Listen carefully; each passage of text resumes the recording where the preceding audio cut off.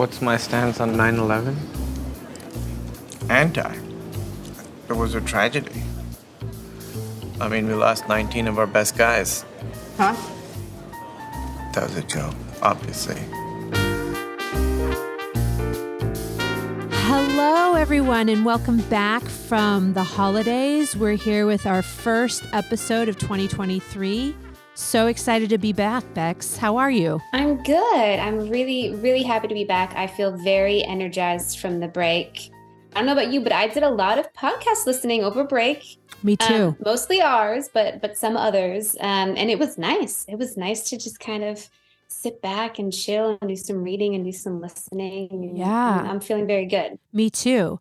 So our first episode for the year is with our dear friend Michael Showalter, who has written, directed, been an actor, a comedian for many, many years. But the film we're going to focus on today is a film he directed called The Big Sick, which is, I just rewatched it yesterday, and it is so, so good. A film that Judd Apatow and Barry Mendel produced, and Kumail Nanjiani and his wife, Emily, wrote about their own love story.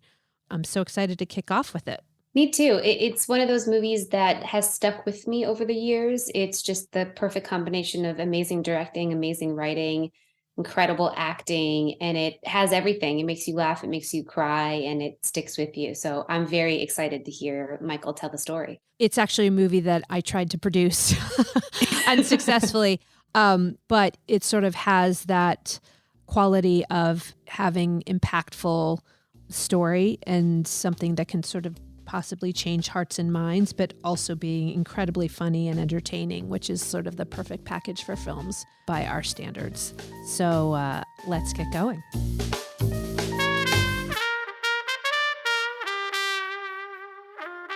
Mike, first, before we begin, any goss? How are you doing? Always goss. Always goss. How's it going? Going good. Finished the Anne Hathaway movie at the end of December and then went on vacation, which was great. And now I'm back in LA editing the movie and going to Toronto. I'm doing that pilot. Oh my God, Mike. Then I'm going to London for a week to do some additional shooting for the Anne Hathaway movie. Are you just dead right now? No, not at all. Not even a little bit. I love it. Being crazy busy is my natural state. I've been interviewing a lot of producers, but a lot of also filmmakers. And so from your perspective, my bestie and my love, Michael Showalter, I want you to take us through The Big Sick and how it first came to you and how it all came together from your perspective. So what's your first memory? First memory is that Kumail Nanjiani, who obviously was the star and the co-writer of the screenplay of the film, sent me a draft of the script sometime after Doris, Hello, My Name is Doris, was at South by Southwest. Which I produced for you. And I'm pretty sure he was there. Oh, he was at the screening? I think so. And that screening was just so extraordinary, if you recall. Yeah. Like people and were Kumail rolling in the and Kumail aisles. has a small but memorable, great part in the film. Oh, that's right. He's great in the movie, and he's someone I've known for a long time. I was sort of like became friendly with him when he moved to New York to pursue stand-up comedy, and I got to know him that way. And then he was a writer on a show that I did at Comedy Central and was actually in that show playing himself. And so he and I go way back. Okay. And I think he's so talented and funny and all those things. Amazing. And he sent me the script after Doris. And it was like, hey, Emily, his wife, Emily, and I wrote this script. Would you take a look? It was not anything more than that. It wasn't like, will you direct it or will you anything really? It was just, we wrote this script, would love your thoughts, would love your feedback. And Mike, did he tell you that Judd Apatow was producing it? I think so. Okay. I think so. But he had a lot of projects. So it wasn't like, I'm doing this thing with Judd Apatow and it's like on the runway. It's on the runway ready to take off. It wasn't like that at all.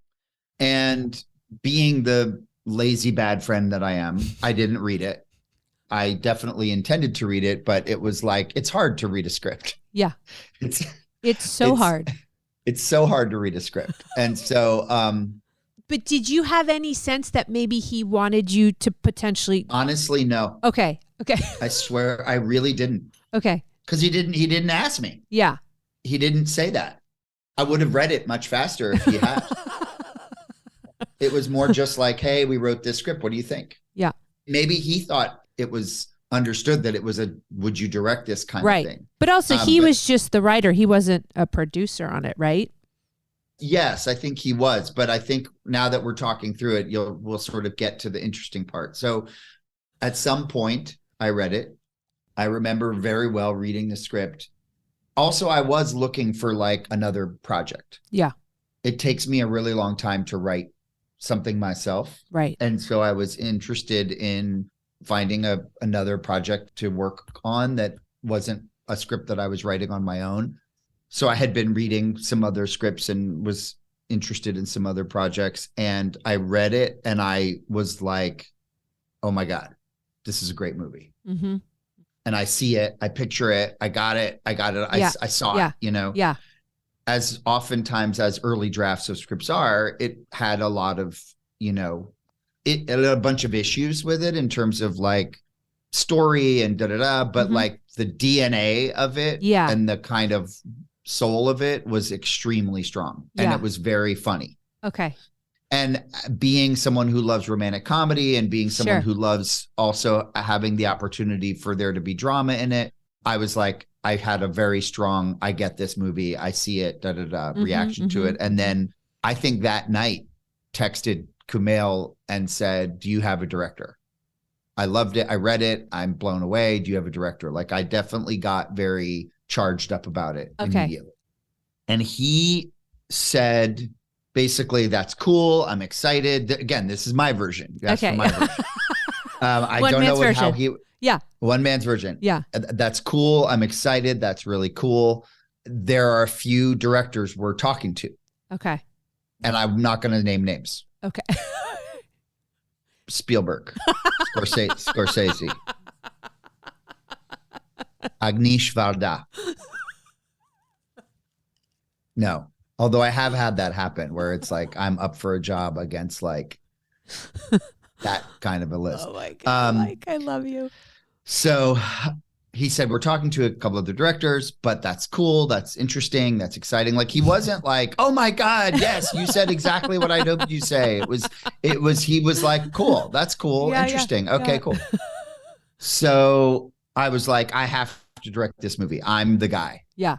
It has to be me. I don't know why, but I was very clear in my mind. How often do you feel that way, Mike? Like how often are you like, I know this is something I'm meant to do?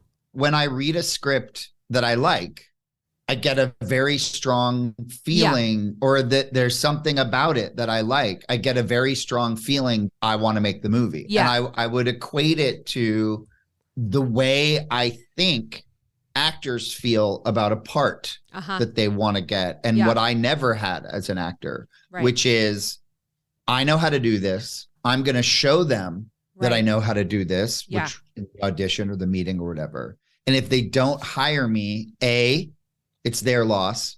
And B, I have no regrets because I left it all out on the table. Like it's there's a lot of clarity in that. Yeah. Right. Yeah. I never felt that way as an actor ever. Okay.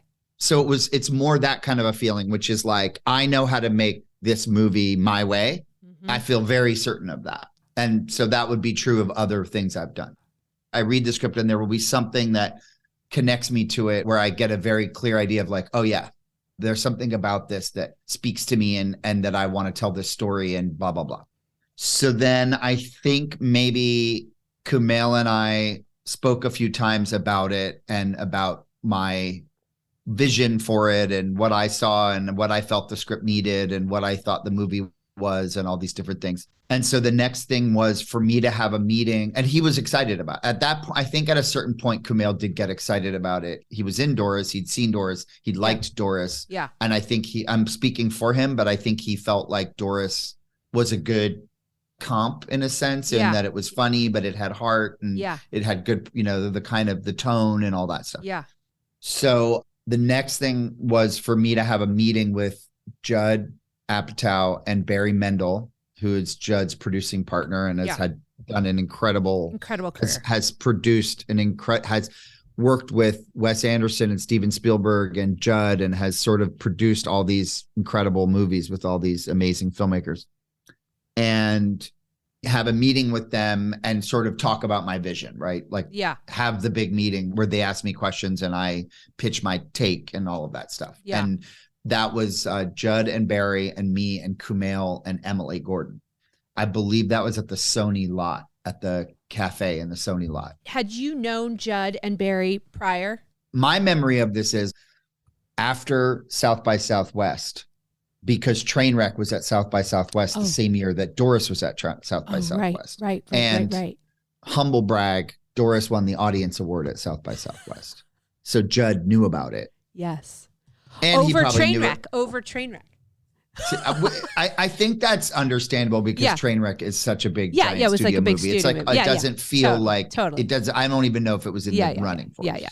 But he and I were on an airplane together. Not we were on an airplane full of people, but we were on the same flight back to LA. And we were sitting near each other and we exchanged pleasantries. Oh.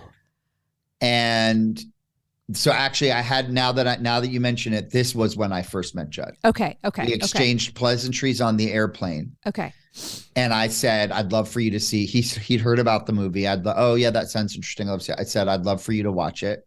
And I sent him a link. I had them send him a link. And my memory of it is that he watched it. Okay.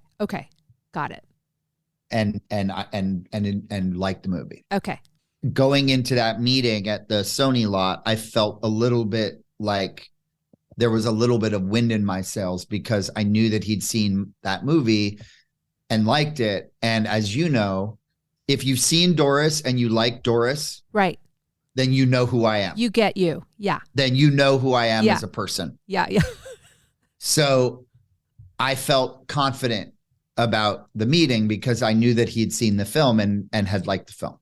So we had this lunch and it was very LA, we were in like the cafe at the Sony lot and they have like a fancy part of that. Like, they have like an actual like fancy part of the cafe at the Sony lot where like they have cloth napkins and you need a reservation and there's other famous people there.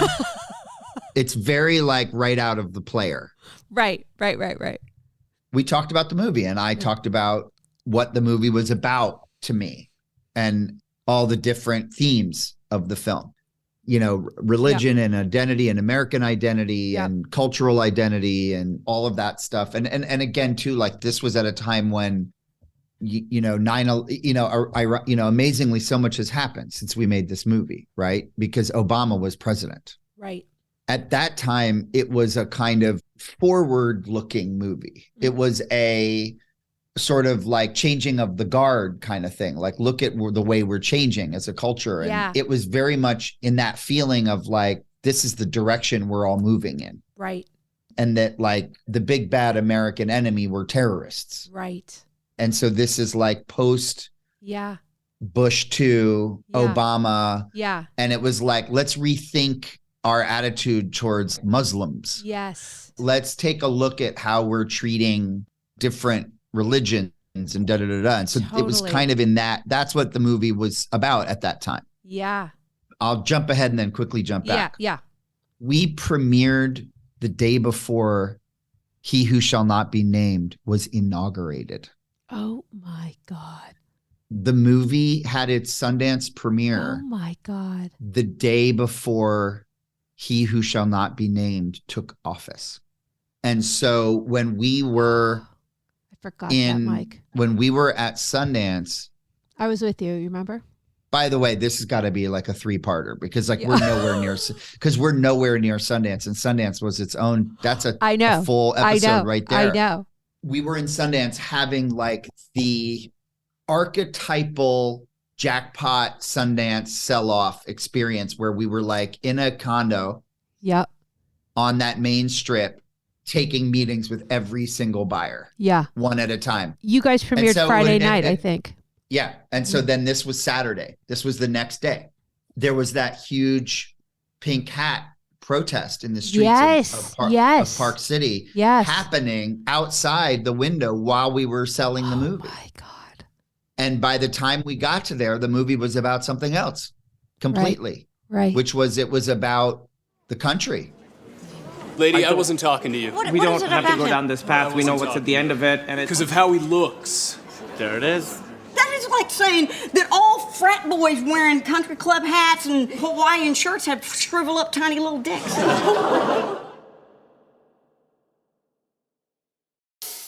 I'm so sorry about that. I just sort of lost control. I thought it was sexy. Me too. Not like sexy, but like cool sexy. Not like a aroused sexy. I'm gonna not say sexy anymore. You're jumping ahead, so go back. So you had this lunch, you sort of nail the meeting, presumably. Nail the meeting. So there was that, but then also for me, there was an element of it that felt autobiographical, that felt very personal for me, which was the story of making a life choice to become a comedian and the sacrifices of that, the kind of the emotional journey of making the decision as a person to pursue comedy as a career for which there is really no roadmap. Right. So that was another entry point. Yes. And that was something that Judd and Kumail and I could really bond about. Yes. Brilliant. Yeah. So good. So I have that meeting. It goes well. I'm the guy. I get the nod. Also at that meeting was like a lot about what I want to do in terms of a rewrite and what that would look like. Ultimately, it was really just about structure, really more than anything. It was about really honing a structure for it so that it could feel more like a streamlined 3-act kind of structure, and to really zero in on each different character's arc, narrative arc, and tighten up a lot of that stuff and just find the movie. Really find the movie. And so that was, if memory serves, like the next 8 months, I think. That's what we did. Kumail and Emily and I predominantly meeting up all the time and at Kumail and Emily's garage. And we had a big chalkboard with lots of index cards on it, you know, the classic thing. And we would rebroke the movie and outlines and that kind of thing. And then they would go off and write drafts of the movie. And we went back and forth like that for a long time, and then presented that to Judd and Barry. And then I think they were excited about the work we had done. And then kind of like they got more involved. And then it became the 5 of us working on the script. And sort of like at that point, maybe we were like taxiing on the runway at that point, looking at, okay, so now it's early fall. Let's start thinking about maybe this is something we do in the spring, you know, that kind of thing. Like suddenly like making the movie was in sight. So you had just been like developing it with them and like sharpening it, but there was no financing in place yet. None. No financing. Okay. Zero. Mike, I remember you telling me about those sessions, and they just felt like such a lesson in development. The script was good, but it clearly needed to take another leap, right? And it was just all that work that happens as you're actually leading up that felt like really made it so sharp, or at least in my memory of your telling of it. Well, the script that I read originally was kind of like brilliant, wonderful, amazing, but a little bit, it just needed shape. It just needed to be harnessed and reined in and kind of focused. Yeah. But all of the like special and magic was there. Yeah. And it was about putting all that special magic inside of a container. Yeah. So that this magic stuff could be the thing that made what the movie was, and that you didn't have to get sidetracked by the parts that maybe weren't as well oiled or whatever. So I would say like it was really about making the movie, focusing the movie, and kind of making it into a genre movie, a rom-com. In its casing, it was a rom-com. Right. And so we were working with the kind of conventional story beats of a rom-com, only with all of these incredibly original different things about it. So you're getting the script tight. You're getting the script tight. This felt like the first movie that Judd had done independently. Or maybe I'm wrong, but this was not going through a studio. Like you guys had chosen to take this and sort of play the independent game. And that was Judd's call. Yeah. And it was, this was going to be a smaller film that was going to go to Sundance. And that was sort of always the plan. Yeah. We're going to make a smaller movie. We're going to go to Sundance with it and go that way. I sort of feel like he had done something like that before. I remember because we had been talking a lot at that point, and like you guys went out to market, you sent it to a lot of like potential financiers. I tried to throw my hat in the ring and partner with A24. I don't know if you remember that, but there was, it was like you guys sent it to market, and then ultimately Film Nation won the day in my memory to finance it because they had a relationship with Barry, as I recall. Yeah. I'm prompting in a lot of memories. I didn't even make this movie. But once you had the financing in place, had you already started casting, or were you guys waiting for that to happen? Do you remember? We were waiting. Okay. I'm pretty sure we got the financing first, and then we went about casting the movie. And we knew we wanted Ray Romano. We knew we wanted Holly Hunter. Judd knew Holly Hunter a little bit. Mm-hmm. And then also knew Ray Romano a little bit. And so that's the amazing thing. One of many amazing things about Judd Apatow is his ability to, you say Holly Hunter and Ray Romano, and then 2 seconds later, they're both in the movie. And it's like, oh my God. Right. We did cast the Emily role. Yeah. And so we met with a bunch of actors on that. And Zoe Kazan, who was, I think, someone that was on people's mind. There was an excitement factor there about her already. But she also did come in on audition and was incredible. And then we were cast. And then casting A.D. Bryant and Bo Burnham. So I just watched the movie again yesterday, Michael, and it's so good. It's so good. It's so authentic and like naturalistic. Like the humor just like feels not forced. Yeah. And I just realized you have become, I remember Peter Kujawski described you as this at your last movie premiere, but such a humanist filmmaker where you just allow things to happen. They feel organic, they feel real. And that it really felt like you were laying track for that there. So good. Thanks, Dan. So tell me about the process of making it. Was it very easy? Was it complex? I think we knew we had a really good script. Yeah. We had worked so hard on the script. And I kind of credit Barry Mendel. I don't kind of credit Barry Mendel. I do credit Barry Mendel and Judd. Barry was the sort of more boots on the ground there every day. But them both for being like, we're not going to make this movie until the script is ready.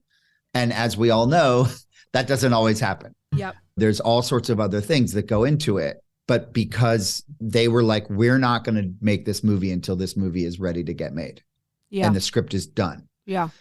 So we had a really good script going in, I felt. Yeah. And that more than anything, I think is if you have a really good script going in, that's, 90% of the work is right there. But we were very low budget movie shooting in New York City in the summer. Mm. And so it was a tight shoot. Every day was, hot and cramped and, racing the clock. And as we all know, Judd likes to do lots of takes. And so there was a lot of improvising and sort of playing with the scenes and stuff. And Kumail's he was there many days. No, he wasn't actually, okay. but there he wasn't, but it was sort of I was tasked with that. Uh-huh. Yes. Mm-hmm. And so Kumail is a big improviser. Ray Romano's an incredible improviser. Mm-hmm. And so there was a lot of people kind of having fun with their dialogue, but then also wanting to try to make a movie that had that looked good and had a certain feel to it. And Barry takes his work very seriously. And so, he was constantly pushing me and was very much glued to my side. Like watching monitor with you. Commenting. Oh, he was literally right next to me every second of that shoot. Okay. Okay. And then, the actors, I mean, look, working with Holly Hunter, working with Kumail, working with Zoe, working with Ray, these are really serious actors who take their work really seriously. And so it wasn't every day was just a big hoot, it was it was work. It was for me anyway, it was really hard work, but it was also a great experience. And I think felt like we were making a good movie. But my sort of memories of it, if I compare it to other projects, was intense, hot, cramped, kind of always, serious in a sense. It was a serious shoot. Even though we had fun, there was a level of seriousness about it. And so you get into the edit. You know, some movies, they take a while to find. You know, we've had movies where it takes a minute to find. Did you feel like this sort of just hung together naturally, or were you kind of sifting through a lot of the takes and trying to find the beats? And I felt like this one, especially as I said, because we had such a strong script going into it, that it was a little bit of like the first cut of the movie was pretty good because the script was really good. And so again, like if you have a really good script going in and then you shoot the script that you wrote faithfully and then you stick to it. Yeah. In theory, that first cut could be pretty good. And with the right editor. And I think with Big Sick, it was long. Uh-huh. The big challenge with the Big Sick was always length and pacing. Yeah. Especially the second half of it, sort of once the Emily character comes out of the coma. Yeah. There's still like an hour of movie left. That was always, for me, that was always kind of the problem or the challenge was like, she comes out of the coma and the movie's like nowhere near over. Right. And what do we do about that? Yeah. Because in a lot of movies, the movie could be over 15 minutes later. Right. Okay. She's alive. Yeah. Like she's okay. They're good. Right. Now they can like make up and everything can be done now. Yeah. Yeah. You can tie it up. But in our movie, there's a whole full other thing that happens, which is that she comes out of the coma and she is like, you've had this big catharsis while I was in the coma, but like, I'm not where you're at. Yeah. And so she has to come to her own. While she's been in the coma, he's had this epiphany about everything. Right. And she's like, that's good for you, but that doesn't do me any good. Right. And so we needed to like give that time. Like we couldn't rush that. Yeah. And so I am someone who I think likes a shorter, sweeter movie. I think that's like my own energy is to like, Doris is a good example of that. Like Doris is like a pretty, relatively speaking, a short movie. And so once a movie starts getting past an hour and 45 minutes, I start to get pretty squirrely. Yeah. And so I was very concerned about length. And I know that Judd and Barry were less concerned about length and were more wanting it to be whatever length it needed to be, to their credit. Do you remember how long it ended up being? I don't know the running time. I think the final cut is like 2 hours and 5 minutes long or something like that. Wow. It's not way past 2 hours. Yeah. But I mean, you know, we were looking at many, many cuts. We were sort of stuck at like 2.5 hours long. Wow. For a while. Like we kind of couldn't figure out a way to get the movie under 2.5 hours. That's a long comedy. Yeah. Yeah. But obviously we did. And I even was still feeling like, is it too long? 2 hours and 5 minutes. I wanted it to be an hour and 40 minutes, and cooler heads prevailed. And then we started testing the movie and audience reaction was just like completely through the roof. Incredible. That was a really big shock for me, was to see audiences' reaction to the movie. I don't think any of us were prepared for that, for people to feel as strongly about it as they did. I think we knew that it was good. We thought it was great. We were really proud of it. But I don't think we were thinking that it was going to connect the way that it did.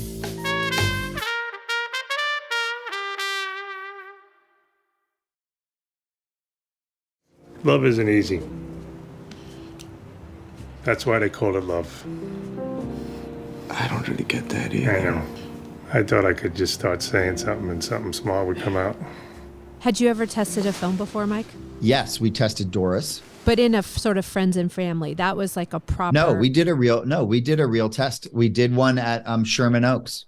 Once we got distribution. Oh, that's right. We did Roadside Attractions, did one of Doris, and it tested okay.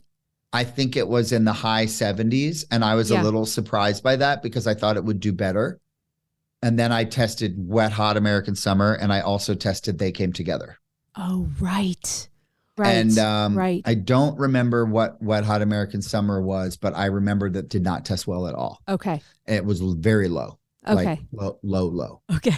And it was like horrifying. Oh, it's the worst feeling. It's the worst feeling. Horrifying. But I don't know why I've been there at all your momentous moments, but I actually went with you to one of your tests of for Big Sick. for that's right. Yeah.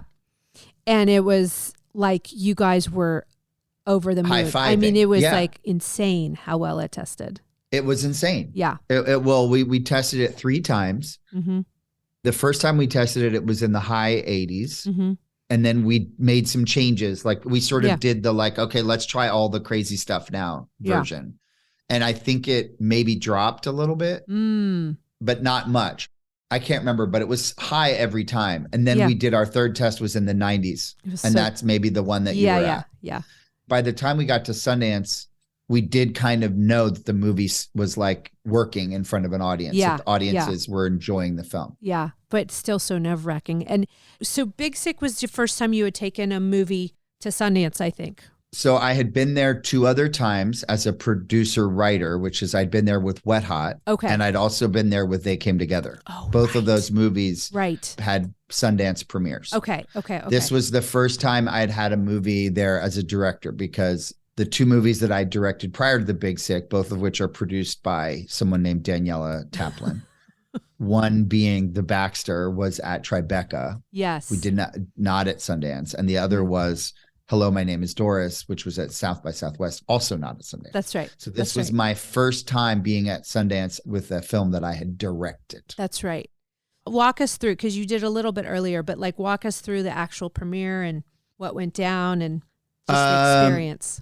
I remember being very nervous. It was the big, beautiful theater. It was packed. John Cooper gave a very lovely introduction to the film. As I said, it was the inauguration weekend. And so nutty.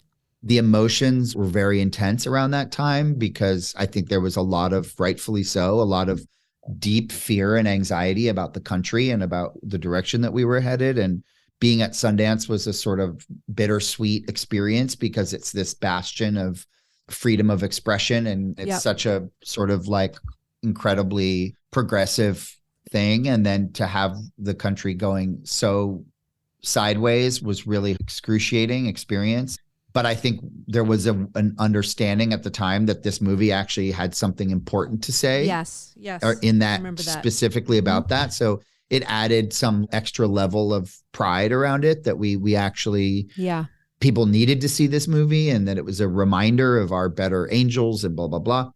And the screening, look, I am my own worst critic. And so the screening, I'm going, oh my God, this is terrible. Like, it's not going well. It's too long. It's slow. Like, I'm just thinking of all the mistakes I made. Totally. And then I don't even remember like the reaction exactly. Like, I don't remember what happened after the movie, other than that I knew that the screening was a big success. Okay. And then it was like Cinderella at the ball. Then the whole thing after that became that sort of Sundance experience that any filmmaker who, pays attention to things like film festivals dreams of having, where you're Cinderella at the ball and everybody wants to walking around with your head held high, and everyone knows, everyone's like heard about Big Sick is the big, you know what I mean? The big sale. It was like incredible. I remember I showed up maybe Saturday or Sunday, because you remember I had that movie Patty Cakes. Oh my God. That you came to see. I cried my eyes out. Oh my God. Well, you came to my premiere after you had sold your movie. And once you had sold it, you were done. You were like, I don't have much to do. Can I come with you to your movie? Yes. Because you had sold the movie by Saturday. It was like the biggest sale. And then I just got to have fun for the rest of it. Oh my God. Yeah. And I mean, which was like unlike, Wet Hot American Summer, which like we didn't sell that until 3 months after Sundance, and we sold it for no money. And totally. It was like the That's opposite. Standard. That is standard Sundance. And you had the big Cinderella thing. And like we had an after party, and all the people from all the studios were coming up to me and introducing themselves. And hey, and I was like, oh my God, like, you know me, Danny. You know how hard I've worked for this. Oh, you know how, my God. you know These how moments, Mikey, the come blood, on. sweat, and tears, I'm like in my mid 40s when this is all happening. I'm no spring chicken, And suddenly you're the belle of the ball. A belle of the ball, and having that experience, and it was pretty great. But I'll also say, I think because of the fact that I paid my dues in a bunch of different ways, I also took it all with a grain of salt. Right. And like this can go away as quickly as it's like and it's also lightning in a bottle, like it's also very there's a random factor. That's right. Because you, me, and Jordana were there together. Jordana Malik, your now partner. I consider you guys my family, certainly my work family. And we just like sort of came together because, I mean, it was just one of those crazy moments where we were so excited for you and so excited that you were getting like your sort of your due. And then you came with me as I was launching Stay Gold, and you sat next to me at Patty Cakes, and I was equally nervous because it was the first movie I'd produced with my new company. And you whisper in my ear 5 minutes in, "Is the whole movie as good as this?" And I was like, yeah. And you're like, "It's a masterpiece."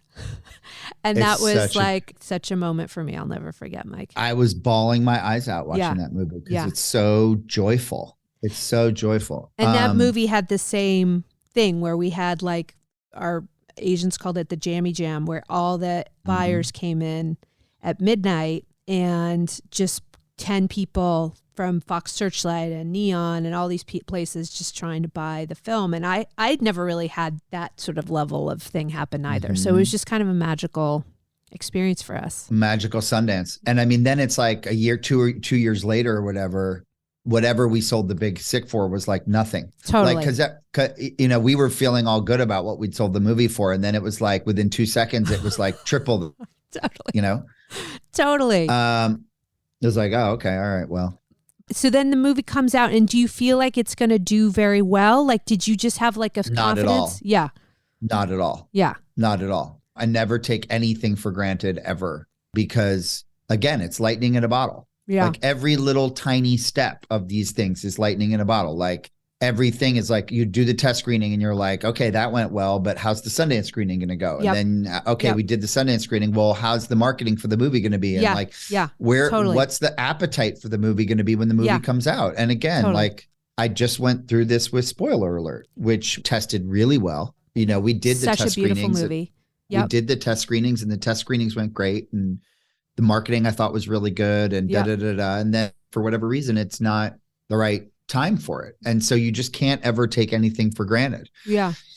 I was excited about it. I think it was a different time, as crazy as it sounds, it was a different time in terms of the movie theater business. That's right. People still went to see movies, and a Sundance hit movie had a kind of trajectory that it could go off of, where you make a movie at Sundance that gets a bunch of attention, and then the studios kind of know how to launch a movie off of that buzz. You start the movie in the major cities, and then you play it at a few screens, and then the movie does well on few screens, and you make a big deal out of that, and then you go wider and and that's kind of what we did. Yeah. You know, like the movie had a lot of buzz coming out of Sundance, a lot of excitement about it, because it was sort of like in that category of really funny, but also heartfelt, you know, Little Miss Sunshine kind of thing. And impactful. It had impact. So it could play that sort of prestige card a little bit too. Like you guys were getting awards and stuff like that. Exactly. You know? Exactly. Yeah, exactly. And so there was definitely like excitement about it and buzz about it. And then it kind of took off. Yeah. It's pretty crazy. You were definitely the Cinderella story of that year. Our movie Patty Cakes like made no money, and you know, it was a great Sundance sale, but you know, it's very rare that like one success begets the next, the next. Exactly. So yes, exactly. Like such a special year, Mike. Yeah. And then it kind of catches fire. Yeah. You know, and then and it's fun to watch that happen. Like when something kind of catches fire. I mean, I think it happened with Doris in a smaller way. That's right. You see it, and it's like a rolling snowball. Yeah. Something catches on to it. All of a sudden it's like, oh, wow, this thing's kind of taking on a life of its own now. Do you remember the week they like expanded to, I don't know, for our little movie, they had expanded to like 700 or 800 theaters. They were like, we're seeing all these things on Facebook. Women named Doris are going to see the movie over and over again. Yeah, like there were like older women named Doris who just like kept going to see, hello, my name is Doris. Yeah. And it was just like so bizarre that like women in Florida like love Doris so much. I know. I know. It's so true. If like, you know, a movie now made the amount of money in the box office that Doris made, our tiny little movie, it would be like a smash hit. Huge hit. Totally. We were a hit on a sort of indie level. Yeah. But we would be like, you know, front page of Variety, smash hit movie. It's kind of depressing in reality. It's actually no. Really quite I have depressing. faith that theaters are coming Do back. you? Yeah, I do. Do you? I Good. do. I do. Good. I'm feeling I trust very you. bullish. I'm feeling very. Oh, bullish I trust on you. I 2023. trust you. Yeah, yeah. Okay, good. Yeah. Good. This is one of many things you've made, but it was a film that really had impact. And I would say, like, in this podcast, we try to choose these films that feel like iconic and will stand the test of time. And when you think back on that time, what are your sort of lasting takeaways from the experience or the movie or just anything? I guess I'll go to what I think your question about, just what I think what the movie's about to me. That is, it's about what it means to be an American. What is an American? Mm-hmm. Because I think what's interesting about the movie is the tension between the old and the new, and the desire to maintain your cultural identity, to sort of assimilate but not lose your cultural identity. And I think what I'm trying to wrap my head around is that what it means to be an American is changing. Mm-hmm. And I want to be a part of that change. Mm-hmm. And so I think The Big Sick is for me is largely about that. It's about, what does an American look like? Yeah. What does it mean? And what is the identity of an American? And I think that it's changing in a great way, and we should just roll with it. But I love that, Michael. I love that so much. Okay, good. I think for me, making movies is like trying to change hearts and minds while entertaining. And to me, The Big Sick does that in spades, you know? I said this about you when I gave you your award at the Los Angeles Film Critics Association. Online Film Critics. Gala. My producer of the Decade Award. We gave you your Lifetime Achievement Award, even though you're still very early in your career.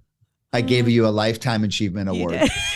But something that I think is very true about you, but I think also true about me, is that I can say with certainty that movies have made a huge impact on me as a person. Yeah.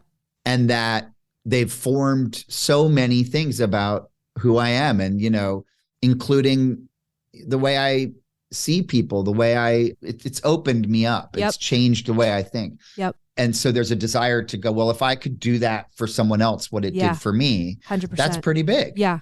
I'm like tearing up. And I feel like you very much feel that way. This podcast is that. Yeah. That's this exactly podcast right. is that. And that's what makes me care about it. That's what makes me enjoy the work I do. It's like, you do it because you fail a lot, right? There's a lot of failure in this industry, but what keeps you going is this off chance that you actually do something that like makes an impact, because it's a real impact. It's real. I love you so much. I just want to say that I consider you one of my dearest people in my life. But the thing that I always think about, you tell great stories and you're so talented, but you're also one of the most hardworking, honest, genuine people in this business. And I think that's why you are as successful as you are, because you just like, you do the work, and like, this is your passion, but it's also a business. And so I just want you to know that I think that about you, and you're such an inspiration to me, and I love you. Oh, thanks, Danny. Feelings are mutual. You're the person who believed in me and gave me a shot when no one else would. And I love working with you, and I love talking to you. All right, Duty. About movies. Yeah, well, we'll do another one soon. Thank you for doing this. You're the best. You're the best. You're the bestest. You're the bestest. All right, Mikey, I'll text you later. Bye. Bye. Just put 4 slices of cheese on a burger. We can't do that. There's no fun. Who the fuck is this we, man? Who the fuck is this we? It's me and you. We're just people. Fucking listen to me. Fuck this corporate entity. Put 4 slices of cheese on the fucking burger. Are you from out of town, ma'am? Chicago. Ooh, Windy City. And what brings you to New York? Here to see someone? And have you seen him or her? I mean, I don't know what your deal is, but yeah, I've seen him. Bexy, how about that episode? What a love Michael Showalter is, huh? Oh my goodness, I love him. I know you've had a very long relationship with him, and he's just such a great person. And Hello, My Name is Doris was one of the very first movies I ever worked on. Oh, that's right. And I have such amazing memories from that movie. And I honestly, I think it kind of spoiled me for the rest of the career because I was like, oh my gosh, making movies is awesome. And everyone that you're going to work with is going to be amazing. And all directors are fantastic just because he was so great in terms of having such a clarity of vision because he has a very specific voice. Yeah. And it took a while for people to recognize that and catch on. But now that people have seen what his voice is and responded to it, you know, his career has just exploded. It's so wonderful to watch. We sort of grew up in the business together a little bit. And I recently went to the premiere of his movie, Spoiler Alert, which is so good. And if you haven't seen it, audience, please go try and see it. But the president of the studio, Focus Features, got up and introduced him and said he is one of the most humanist filmmakers that I've ever worked with. And that I had not heard that phrase applied to him. But as soon as he said it, I was like, that's exactly what Michael is. You know, he has such a sense of humanity, but also comedy and the truth of the way people interact. And I think it's like sort of the thing that he carries through all the things he directs. And he is just a monster. He is just working so much. He directed all of The Dropout and just did Spoiler Alert and has another movie he just wrapped for Amazon with Anne Hathaway and did The Big Sick. And obviously I produced Hello, My Name is Doris. So it's incredible to watch someone that you love so much just succeed in the way that you know they can. But what else struck you about the interview, Bex? Anything of note? I was actually surprised at his response when you asked him, you know, how would he say what this movie is about and what it meant? Because my experience of it was very much a personal relationship story between Kumail and Emily, or those two characters. And he described it as more of a, you know, an exploration of cultural and religious identity and what it means to be an American and how this was kind of changing the perception of Muslims in America. And that was always, I obviously knew that was there. But when I watched it, that didn't strike me as being so hugely impactful as I think it really was in this movie. And so that was really cool to hear him talk about that. I think that's so true. And I think it's something that we try to achieve a lot in our movies. You sort of wrap them up in a bow of something that feels really easy and entertaining, right? And they clearly wrapped that movie up in the bow of a romantic comedy. But really, it was talking about a culture that we hadn't seen on the big screen. And that was really sort of the larger impact of the movie, obviously to Michael. But I think once he mentioned that, I completely agreed. So that's really hitting the gold standard when you can sort of change hearts and minds, but also entertain. And they really, really achieved that in that film. Yeah, and I think that's a combination of obviously Michael's direction, Kumail and Emily writing and guiding the process. And then also I think the influence of Judd Apatow, which I think that was a really interesting relationship because Judd Apatow does have this ability for taking comedians and putting their stories on the big screen in a way that a lot of other producers might not be able to do. Yeah. And I think the combination of Judd doing that with Kumail and his story, and then trusting Michael and his vision to really shape it and mold it and get it on the screen is what really makes this so special and such a perfect mix of that comedy and the drama and the cultural impact. I totally agree. And Judd and Barry Mendel, his partner, I think have done that time and time again. They obviously did that with Amy Schumer in Trainwreck and this movie, The Big Sick. They did it with Pete Davidson. They've done it with Seth Rogen and Steve Carell. We've talked a lot about Judd and the impact he's had on comedy, but just writers and filmmakers in general. So he's so impressive. That duo is such an impressive team. But I also have to say, like when, you know, some of my favorite scenes are of Kumail's family around the dinner table, and those also felt like equally naturalistic and hilarious to me. And I think that has a lot to do with Showalter's direction, because those actors were not seasoned comedians like Ray Romano. They were obviously relying on the script, but also there must have been a sort of ease in the room that allowed for that like sort of organic family dynamic to develop which you see attempts at a lot of the time, and it doesn't always work. And so it was a really successful film all around. I love it so much, and that was a fun interview. Yeah, I was very grateful for the opportunity to rewatch the film because I hadn't seen it in a while, and it just reminded me how fantastic it is and how talented Michael is. Yeah. All right, guys. Well, that was a really fun episode, shaking the cobwebs off here. We're excited to get going on several more episodes in the coming weeks, so we'll see you next week. Don't forget to follow us at Stay Gold Features and DM us.